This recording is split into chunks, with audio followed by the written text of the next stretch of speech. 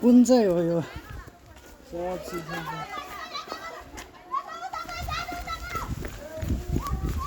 कता भागो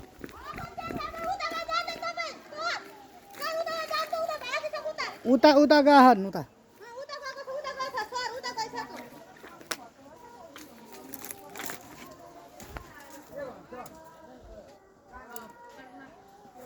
हाम फालेर भाग्यो क्या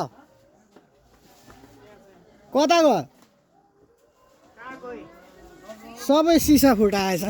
कस्तो पागल त को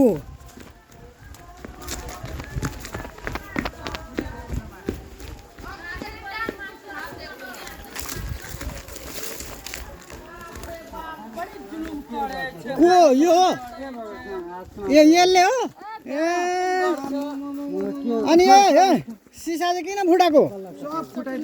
सबै वरिपरिको सबै सिसा फुटाएछ त ए यस्ता पागल रक्सी खाएर मातेर माथिबाट हाम फालेको यो होइन अहिले अहिले सब सिसा होइन अहिले चाहिँ कहाँबाट हाम फाल्यो त यो सिधै जम्प हाने जस्तो लाग्यो माथि देख्दै थिएँ त म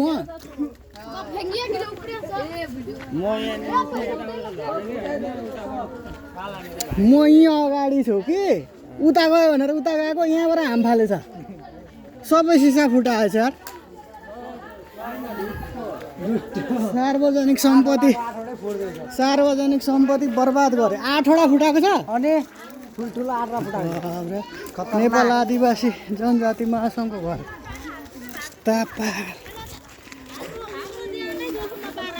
खुट्टा नै भाँचिएन छ त उनी फेरि त्यत्रो माथिबाट हाम फाल्दा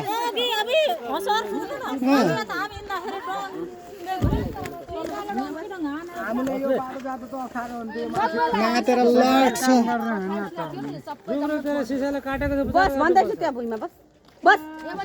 खुट्टा चाहिँ भाँचेन छ फेरि त्यत्रो माथिबाट हाम फाल्दा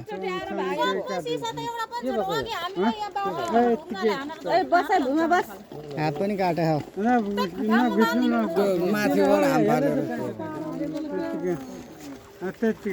मर्छ टाउको फुटेछ अब यसलाई कसरी लानु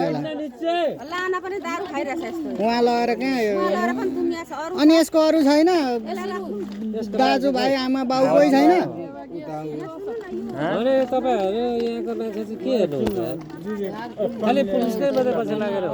घरको वरिपरिकोले बाँधेर राख्यो भने आफूलाई हान्दियो भने त्यो कसरी हान्छ डोरीले बाँधेर राख्नु क्या डोरीले बाँधेर पक्रिनु अनि डोरीले बाँधिदिनु डराएर बस्नुपर्छ सर अनि डोरीले बाँधिदिनु नि 3-4 जना भएर मिलेर हात खुट्टा बाँधेर यो रुखमा बाँधिदिनु नि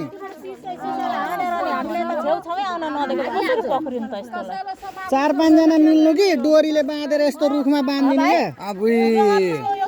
सिसाले हान्न खोज्छ बर्बाद गरे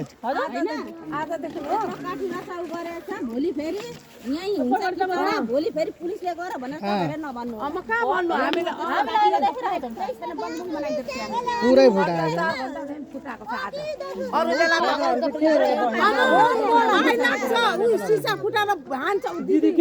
त्यही डरले